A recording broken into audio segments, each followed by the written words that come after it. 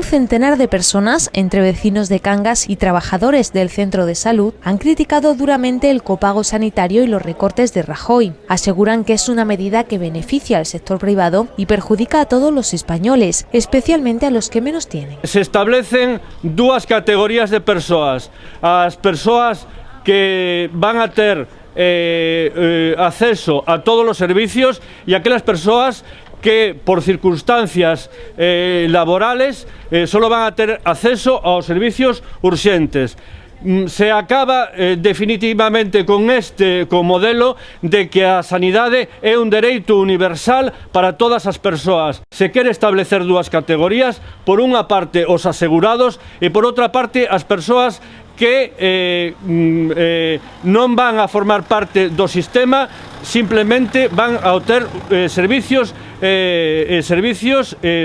urxentes. Desde la plataforma recuerdan que además del copago, el Gobierno ha reducido también el catálogo de fármacos financiados por la sanidad pública, del que salen 426 medicamentos. Denuncian el efecto que pueden tener en ciertos colectivos como pensionistas, enfermos crónicos o inmigrantes sin papeles, que quedan totalmente excluidos del sistema sanitario salvo en el servicio de urgencias. Isto é unha discriminación gravísima que afecta, e xa sabemos de momento, a todas as persoas maiores de 26 anos que non teñen unha relación laboral. Estas persoas quedan marxinadas. Volvemos outra vez, isto é unha medida regresiva que nos volve outra vez á situación anterior á aprobación da Lei Xeral de Sanidade. É unha medida ademais anticonstitucional, unha medida que atenta tamén contra os dereitos humanos porque deixa fora da atención á sanidade pública aos inmigrantes e moitas persoas